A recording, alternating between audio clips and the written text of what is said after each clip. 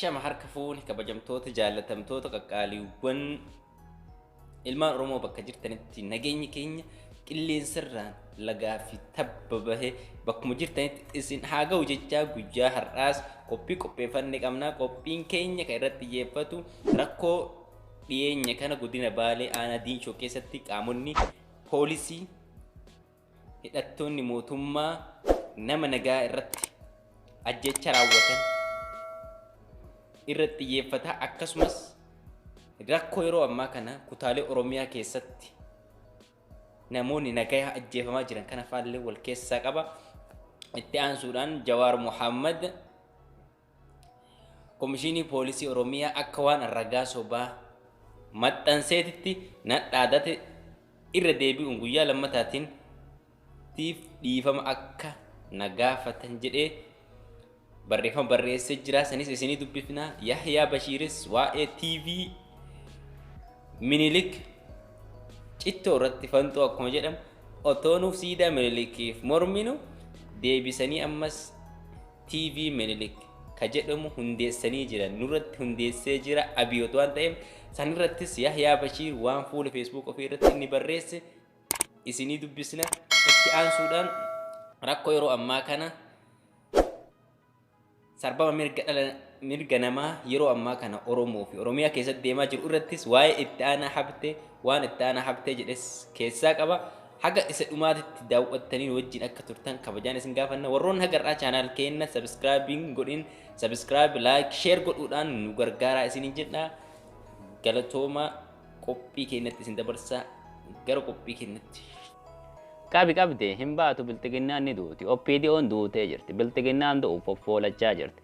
Ajjeechaa tibbana godina Baalee magaalaa Diinshootiin raawwatamee wal qabatee Jawaar Muhammad ajjeechaa san karaawwate qaama mootummaati jennaan warri mootummaas nuu miti. Jawaar Muhammad ragaa sobaatiin mootummaa qeeqaa jira yookaan uummata burjaajessaa jira jechuun akeekkachiisa cimaa Jawaar Muhammad irratti darbachuun isaanii ni yaadatama. Garuu akkuma Oromoon baanu dhugaa fi ulfi bubbulee mul'ataan dhugaadha. Yeroo lammataatiif dhugaa mul'atu jalqabnaan Jawaar Muhammad akkas jechuun barreessee jira. Diinshoo abadeet poolisoonni Saadiq Haaji Ibraahim ajjeesan amananii jiru jedhan jarri qabamuu itti gaafatamaan bulchiinsaaf nageenya godina Baalee VOf mirkaneesseera.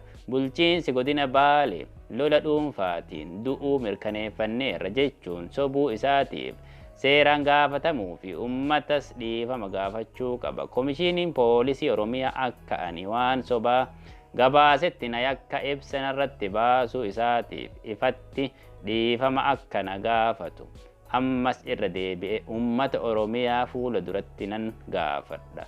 Daayisbooraa muraasnis biltiginnaaf guuza baatanii dhimma kanarratti natti duultanis gaafan achi dhufe Starbucks tokko bittanii dhiifama na gaafachuu qabdu. Dhugaa Oromoo karaa dhugaa qofaan jedhe Dr. Birhaanuu Olaanaa Dirbaaba gaafa dura OMN hojii eegale. Anis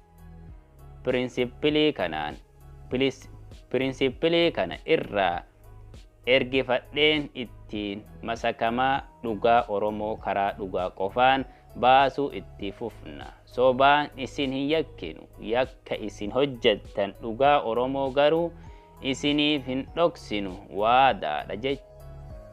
Aftanyas ta'e ilmaan isaanii biltiginnaan Oromoo ajjeesa gabroonfatuuf yaala hin milkooftu.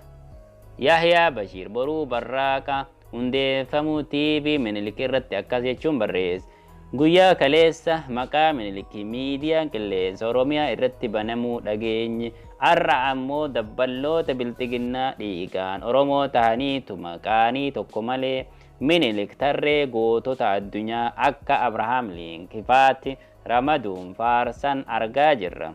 Kun kan agarsiisu miidiyaa maqaa Minilikiin banamee fi mootummaan bilxiginnaa gidduu hariiroo cimaan akka jirudha.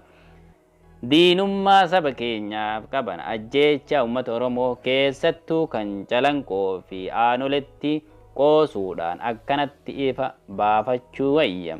Oromoonis yoos murteeffata jechuun barreesse Yahyaa Bashiir yookaan Boruu Baar. Lama ammuma nan deebisa sadaffaa waa'ee miidiyaaleen abashootaa keessumatti maal jedhanii kan jedhu suni wanta baay'ee waan nu agarsiisuuf. Wanta garagaraa waan nu barsiisuuf yoo keessa lindhee amma tokko ilaalle gara dugda duubaatti hambifata yoo yeroo qabaatte. Garuu dubbii mootummaan yoo mootummaa jedhama ta'e maaliif dubbii Dooktar Bayyaan amma jedhame baay'ee wanta nama gaddisiisu mucaa nama ga'eessa buleessa jireenya mataasaa jiraatu mucaa keetu waraana bilisummaa Oromootti dabalame jedhanii barri ajjeesan. Itoophiyaan lola keessa jiraatte sabaaf sablammootaa wajjiniin Oromoodhaa wajjiniin lola keessa jiraatte takka namni maatii dhaqee ajjeese hin jiru. Hidhamuun darbee dhaga'ame.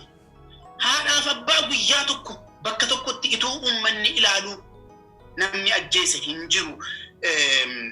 Kanaafi mootummaa jennee haasa'uun natti ulfaatee raasiin jechuu kooti yoo mootummaa ta'eef. Garuu dubbii isee gartokkee jedhamtu sana. Wanta lafa jiruun dubbadha isa calluma jedhanii wanta haasa'uun irra jiru duwwaadhaaf waan ajajamaniif haasa'anitu hin ta'in wanta qabatama ragaa isaanirra dhiyaatee lafa jiru kan addunyaan dhagayeesin jechuu kooti. Ilaa qalbeeffadha. Amnestiin Oromoodhaaf jedhee miti gabaasa kana kan baase. Amnestiin Oromoodhaaf jedhee gabaasa hojjetee hin beeku. Mirgi namoomaa addunyaalessa Human Rights Watchiinis takka Oromoodhaaf jedhee gabaasa hojjetee hin beeku. Mucaa namummaa humanitiitu miidhame jedheetu gabaasa baasa yeroo hundumaa. Oromoo ta'eetu mul'ate garuu qaamni sun kan ta'eef. Amma wanta addunyaan dhaga'ee gurraa qabu barreeffamee dookumantiidhaan waan lafa jiru akkamittiin akka gabaasni Amnesty Internationalidha gamtokkee hin taane dubbadhaa nama. Wanta barreeffamaan lafa jiru oduu miti. Oduu jettee isa abboonni aangoo gadi ba'anii waanuma afaanni namaa dubbachuu danda'aniif haasa'an miti. Barreeffamaan addunyaan kan dhaga'ee harkaa qabu jechuudha.